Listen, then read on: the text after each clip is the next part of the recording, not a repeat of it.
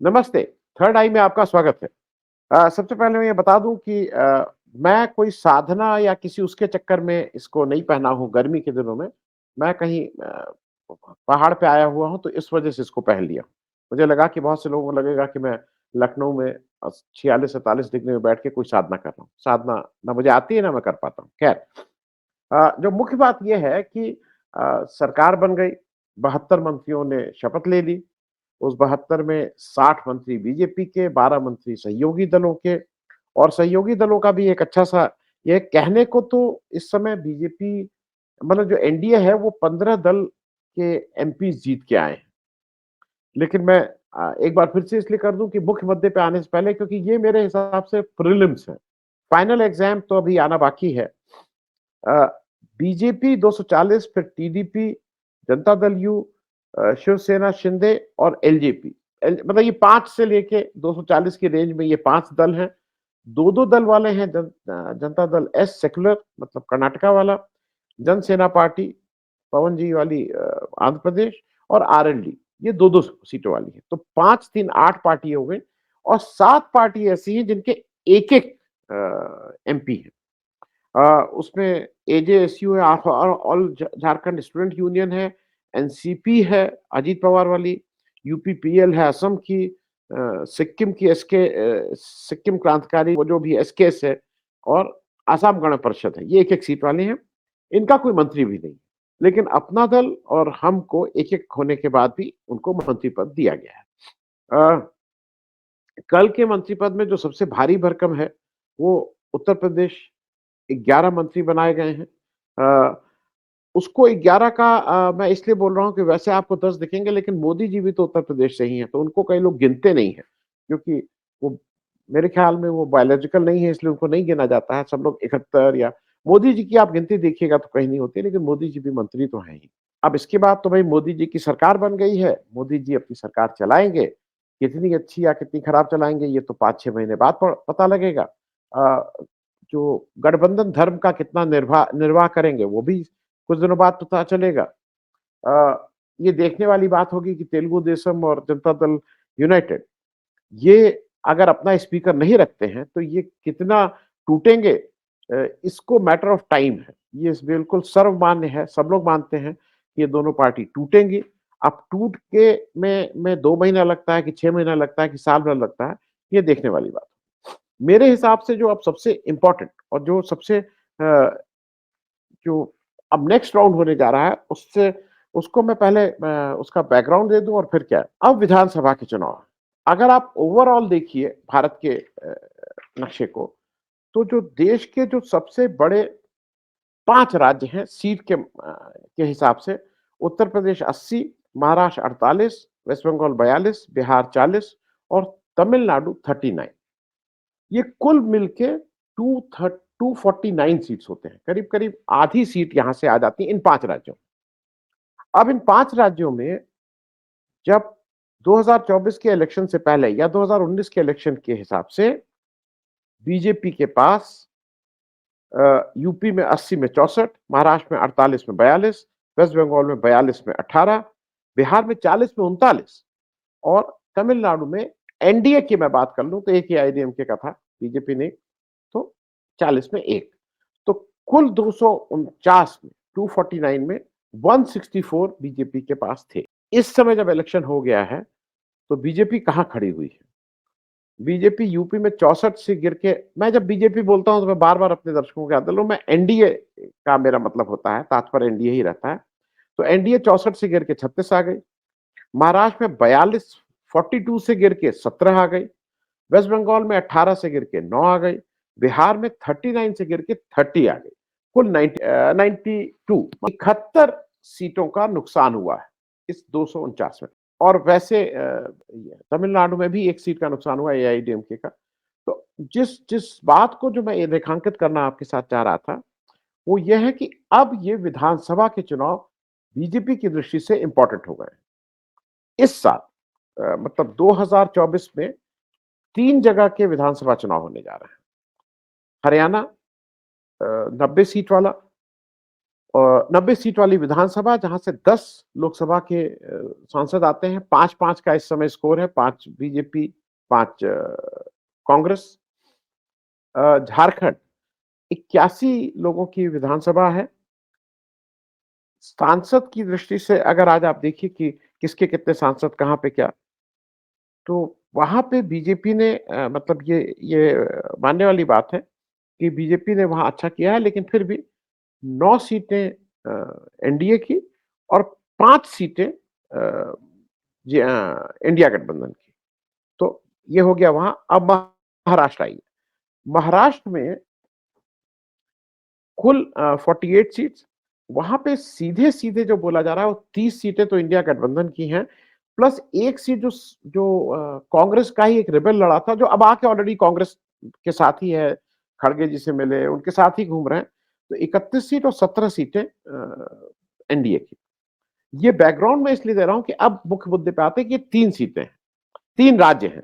इन राज्यों में हरियाणा में, कर्नाटका में एनडीए की सरकार है, और ये दोनों सरकारें जोड़ तोड़ करके बनी है। पीप मतलब ये सीधे सीधे नहीं बनी, कुछ जुगाड़ के बाजी से हुई है। झारखंड में इंडिया गठबंधन की सरकार है। अब थोड़ा एक मैं दृष्टि इसलिए डाल लूं कि बहुत से लोगों को यह है कि भाई कांग्रेस कह तो रही है, लेकिन कितना अच्छा किया कितना बुरा किया, ये जरा आपके साथ में कुछ आंकड़े शेयर कर लूं। और उसको मैं इसलिए कह रहा हूं कि स्टैटिस्टिक्स में हरदम मानता हूं कि किस तरह से आप उसको प्रेजेंट कर रहे हैं, इस पे बहुत कुछ डिपेंड करता है कि आप किस तरफ से खेल रहे हैं, जिसको बोला जाएगा। मेरा ये मानना है कि जो 2019 और 2024 का चुनाव हुआ, इन दोनों के बीच हम लोग केवल बीजेपी और कांग्रेस को कंपेयर करेंगे, एनडीए और इंडिया गठबंधन को नहीं कर रहे हैं, क्योंकि कांग्रेस और बीजेपी को इसलिए कर रहे हैं कि राष्ट्रीय पार्टी के रूप में यही दोनों पार्टीज जो हैं, उनको एक मतलब पूरे उसपे वोट मिलता है, इनका फुटप्रिंट हर जगह है, सब जगह लड़ते हैं। तो एक इंटरेस्टिंग, 2-3 इंटरेस्टिंग चीजें हैं जो जो समझने वाली हैं कि बीजेपी इस बार 441 सीट पे इलेक्शन लड़ी, पिछली बार से ज्यादा। 2019 में बीजेपी 437 सीट्स पे इलेक्शन लड़ी थी। ये बीजेपी धीरे धीरे धीरे धीरे बीजेपी का जो नंबर ऑफ सीट्स है वो बढ़ता जा रहा है। 2009 में बीजेपी 433 पे लड़ी थी, 2014 में 428, 2019 में 437 और अब 441। तो बीजेपी ज्यादा नंबर ऑफ सीट्स पे इलेक्शन लड़ रही है। बीजेपी ने 441 सीटों पे इलेक्शन लड़के 240 सीटें जीती, और बीजेपी को कुल वोट आया है 23,49,73,935, 23,59,73,935, और इन टर्म्स ऑफ परसेंटेज ये है 36.56%। अब इस वोट को, जो बीजेपी का वोट आया है, इसको दो तरह से कंपेयर करना पड़ेगा। इसके सामने कांग्रेस का क्या वोट आया है, नंबर 1, और 2019 के मुकाबले ये वोट क्या आया है। 2019 बीजेपी के वोट विस 2024 का बीजेपी का वोट, एक कंपैरिजन विद कांग्रेस और एक कंपैरिजन कि आपने क्या इंप्रूवमेंट किया है, या क्या आपका वोट परसेंटेज या वोट गिरा है। वोटर्स बढ़े हैं, अब मैं उस डिटेल में नहीं जा रहा हूं। अब पहली चीज हम लोग इसको विद इन बीजेपी देख लें। अब इसका एक फॉर्मूला यह है कि जब आपको 23,49,59 लाख वोट मिले हैं, तो total votes divided by number of seats 5, क्योंकि ये वोट कहीं पे आप जीते 240 में है, 101 201 सीट पे आपका ने हार का सामना देखा है, तो उस 201 सीट में भी आपको वोट मिले होंगे। तो कुल 33,49,00,000 जो टोटल वोट है, उसको भाग दे देते हैं, they are divided by 441 seat, total seat जो आपने लड़ी। आपका वोट परसेंटेज मैंने बता दिया था 36.56% है बीजेपी का। अब आता है कि अगर टोटल वोट्स डिवाइडेड बाय 441, तो 5,35,000 vote on an average her seat पे बीजेपी को मिले हैं, जो 441 सीट लड़ी। इसके बरक्स, इसके सामने कंपैरिजन हम किससे करेंगे? और ये बात मैं सिर्फ इसलिए आपको समझा रहा हूं कि फिर आपको समझना होगा किसका अपवर्ड ट्रेंड है, और फिर आपको विधानसभा इलेक्शन समझना आसान हो जाएगा। बीजेपी 437 सीट्स लड़ी थी पिछली बार और उसको कुल वोट मिले थे 22 crore 90 lakh 76,879। 22 crore 90 lakh 76,879 in terms of percentage 37.36%। सीधे सीधे नंबर ऑफ, अगर ये देख लें कि कितनी सीट पे और कितने वोट मिले, तो बीजेपी को total votes divided by 437 seats, तो बीजेपी को 5,24,000 वोट पर सीट पे मिले हैं। इस बार 5,35,000 वोट हैं, तो बीजेपी ने इन टर्म्स ऑफ सीट अपनी स्थिति इंप्रूव की है। In terms of vote, vote की दृष्टि से भी बीजेपी को मोटे तौर पे करीब 69 लाख, करीब करीब 69 लाख वोट 2019 के मुकाबले ज्यादा मिले हैं। लेकिन इन टर्म्स ऑफ परसेंटेज 37.36% से फिसल के 36.56% पे आ गई। अब इसके सामने आ जाइए कांग्रेस। कांग्रेस ने इस बार 328 सीट पे इलेक्शन लड़ा। कांग्रेस ने कुछ सीट पे इंडिया गठबंधन पे लड़ा था और कुछ सीट आमने सामने, जैसे केरल में, पंजाब में, वेस्ट बंगाल में लड़े थे। कुल सीट पे इसके जो कैंडिडेट थे वो 328 थे। 99 कैंडिडेट जीते हैं, 99। और कांग्रेस को कुल वोट मिला है 13 crore 67 lakh 559,064। 13 crore 67 lakh 59,064। In terms of vote percentage ये है 21.96%। और पर seat total number of votes divided by 328 जहां पे कांग्रेस लड़ा, पर सीट कांग्रेस को मिला है 4,16,000 वोट पर सीट पे, जो बीजेपी से पीछे है। बीजेपी को 535 मिला है। 2019 में कांग्रेस 423 सीट पे वोट लड़ी थी। इस बार उसके मुकाबले 328, करीब करीब 100 सीटें कम लड़ी है। लेकिन एक इंटरेस्टिंग चीज है, कांग्रेस 100 सीट कम लड़ती है, लेकिन वोट उसका 2019 में उसको कुल वोट मिलते हैं 11 करोड़ 94 लाख 95,214। 11 करोड़ 94 लाख 95,214। अब इसका मतलब क्या हुआ? इसका मतलब यह हुआ कि इस बार कांग्रेस को, अच्छा, और पिछली बार एक और चीज बता दें, 19.49% था, जो अब 21.96% हो गया है।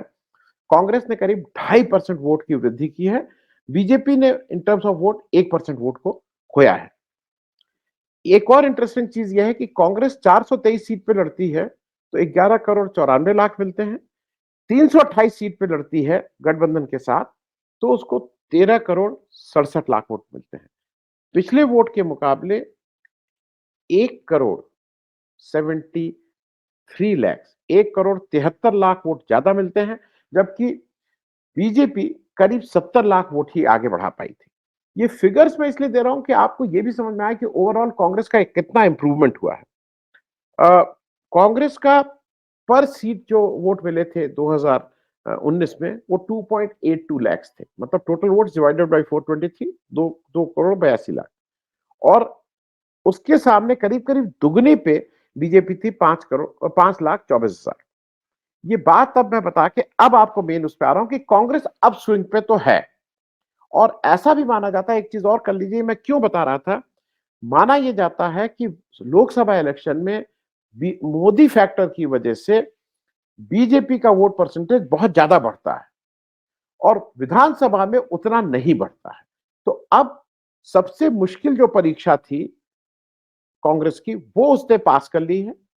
बीजेपी की जो सबसे आसान परीक्षा थी, जहां पे उसको सबसे ज्यादा वोट मिलने चाहिए थे, वो भी उसने कर लिया है। अब उसका जो भी वोट परसेंटेज है वो विधानसभा में पास्ट रिकॉर्ड को देखते हुए कम होगा। अब आ जाए हम लोग एक एक करके जल्दी जल्दी हरियाणा में। हरियाणा में इसलिए मैं हरियाणा पे आ रहा हूं कि हरियाणा में एक ऐसी स्टेट है जहां पे विधानसभा इलेक्शन में बीजेपी को 46.11% वोट मिले, 5 सीटें मिली। अभी जो इलेक्शन हुआ है, लोकसभा इलेक्शन माफ कीजिएगा 2024 का, और कांग्रेस और आम आदमी पार्टी को मिला के 47.61%, उनसे वोट परसेंटेज 1% से ज्यादा, लेकिन 5 सीटें उनके पास भी आई। ये फिगर्स मैं सिर्फ इसलिए आपको दे रहा हूं कि आपको ओवरऑल चीजें पता लग जाए। हरियाणा में स्थिति ये है कि 90 सीट हैं। 2019 में बीजेपी को 40 सीट मिली थी और कांग्रेस को 31 सीट मिली थी। लेकिन एक जननायक पार्टी जो दुष्यंत चौटाला जी की थी, वो लड़ी थी अगेंस्ट बीजेपी। उसका मैंडेट बीजेपी के अगेंस्ट वोट का था, लेकिन इलेक्शन के बाद जोड़-तोड़ करके ये बीजेपी की सहयोगी पार्टी हो गई। तो 40 प्लस 10 सीटें इसकी थी, 50 सीट पर उन्होंने सरकार बनाई। पूरे 5 साल सरकार आराम से चलाते रहे। किसान आंदोलन हो या कहीं भी हो, मुँह ज़बानी जमा खर्च दुष्यंत चौटाला करते रहे थे, लेकिन उन्होंने ना सरकार छोड़ी, ना किसानों के पक्ष में कोई काम किया। उसका खामियाजा अब भुगत रहे हैं। लोकसभा में उनके बहुत 0.1% से कम वोट मिला है और आने वाले चुनाव में ये बिल्कुल क्लियर है कि ये Congress versus BJP direct fight होने जा रही है और उनके जो सबसे बड़े लीडर मनोहर लाल खट्टर थे, जिन्होंने सक्सेसफुली करीब 10 साल सरकार चलाई थी, वो केंद्र में आ गए हैं। वहाँ पे जो चेंज किया गया है लीडरशिप, वो सरकार टेक्निकली हरियाणा की आज अल्पमत में है।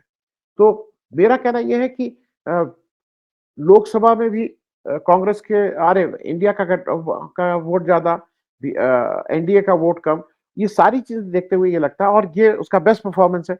ये लगता है कि कांग्रेस को यहाँ पे अगर थोड़ा ठीक से कंसंट्रेट कर ले तो कांग्रेस को मेजोरिटी आने में कोई दिक्कत नहीं रहती और वो इंपॉर्टेंट रहेगा, क्योंकि फिर धीरे धीरे ये ट्रेंड शुरू हो जाएगा कि मोदी जी लोकसभा में तो अपनी अपनी मेजोरिटी नहीं बचा पाए, अब वो विधानसभाएं भी हारना शुरू कर दी हैं। झारखंड में कुल 81 सीटें हैं। झारखंड में 81 सीटों में पिछला जो इलेक्शन हुआ था उसमें झारखंड मुक्ति मोर्चा जो मतलब यूपीए के नाम से लड़े थे, अब इंडिया गठबंधन है, उसको 30 सीटें, कांग्रेस को 16, आरजेडी को 1 और सीपीआई-एमएल एल को 1।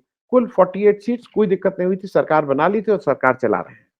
बीजेपी को 25 और उसके सहयोगी दल जो अब हो गए हैं, उस समय तो अलग से थे, ऑल झारखंड स्टूडेंट यूनियन, उनको 2 27 सीटें हैं। वहां पे कोई दिक्कत नहीं हुई है, लेकिन लगातार वहां केंद्र सरकार तोड़-फोड़, इधर-उधर करने के चक्कर में रही है। हेमंत सोरेन जो उनके मुख्यमंत्री, उनको जेल में डाल दिया गया है। लेकिन आज भी वहां के सबसे बड़े लीडर हेमंत सोरेन हैं और हेमंत सोरेन की सरपरस्ती में मुझे नहीं लगता है कि वहां कोई बहुत मेजर दिक्कत होनी चाहिए अगले इलेक्शन में। उस पे रिटेन करने में कोई दिक्कत नहीं होनी चाहिए। लेकिन वहां पे एक चीज और बता दें कि वहां पे जो अभी इलेक्शन हुआ है, उसमें झारखंड में बीजेपी को 44.60%, एजेएसयू को 2.62%, 47.22% करके 9 सीटें मिली हैं। उसके सामने कांग्रेस को 19.19, जेएमएम को 14.60, सीपीआई-एमएल को 2.41 और आरजेडी को 2.77। कुल 38.97, 38.97% वोट हैं, जो मोटे तौर पे करीब 8% वोट एनडीए गठबंधन से कम है। लेकिन सरकार वहां विधानसभा उनकी है। लोकसभा में ये माना जाता है कि एनडीए को ज्यादा वोट मिलते हैं, तो उन सबके मद्देनजर और हेमंत सोरेन का एक जो सिंपैथी फैक्टर, ऐसा कहा गया कि लोकसभा में तो काम नहीं किया, लेकिन विधानसभा में उनका जेल भेजना जरूर काम करेगा। अब सबसे बड़ी क्षेत्र में आ जाते हैं महाराष्ट्र। महाराष्ट्र बहुत से मामलों में चीजें डिसाइड करेगा, क्योंकि महाराष्ट्र में सब गड़बड़ है। 2019 हुई, उसके बाद बीजेपी ने शिवसेना को भी तोड़ा, एनसीपी को भी तोड़ा और अब जो इलेक्शन होने जा रहे हैं अगले, उसपे काफी कुछ चीजें डिसाइड होने की बात है। तो अभी लोकसभा का इलेक्शन हुआ, उसमें 17 सीटें मिली हैं एनडीए एनडीए को और 30 प्लस 1 सीट जो कांग्रेस के रेबल है, 31 सीट्स हैं इंडिया गठबंधन की। वोट की दृष्टि से बीजेपी को 26.1%, एनसीपी अजीत पवार को 3.60%, शिवसेना शिंदे को 12.95%, टोटल 42.73% और इंडिया गठबंधन को 40.14%। ये मैं सिर्फ परसेंटेज, और ये आपको इसलिए बता रहा हूं कि ये उनका बेस्ट रिकॉर्ड होता है जब मोदी जी लड़ रहे होते हैं। अब कम होना है।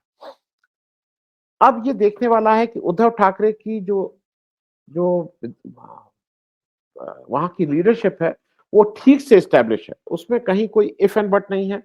स्टैब्लिश हो गए हैं। उद्धव ठाकरे ने अच्छा भी किया है, इससे अच्छा कर सकते थे। अप्रत्याशित रूप से कांग्रेस ने बहुत ही अच्छा महाराष्ट्र में किया, 13 एमपी की सीटें जीत के आई। शरद पवार जी ने बहुत अच्छा किया, 9 या 10 सीटें थी, उसमें से 8 सीटें जीत के आए हैं, तो उनका स्ट्राइक रेट बहुत अच्छा है। उद्धव ठाकरे की लीडरशिप एस्टैब्लिश्ड है और मुझे ऐसा लगता है कि विधानसभा चुनाव में जो देखने वाली चीज़ होगी, महाराष्ट्र में बहुत मुझे लगता है कि उद्धव ठाकरे वहाँ हैं, उनका काडर भी मजबूत है, उनके पास लोग भी हैं। दूसरा शरद पवार वहाँ पे हैं, उनके पास भी काडर है, ग्राउंड पे चीज़ें हैं। वहाँ पे कांग्रेस या इंडिया गठबंधन के लिए बहुत मुश्किल चीज़ नहीं है। झारखंड में थोड़ा हेमंत सोरेन साहब चूँकि जेल में हैं, तो वो उसको कवर करना होगा। लेकिन असली चीज़ मामला हरियाणा है।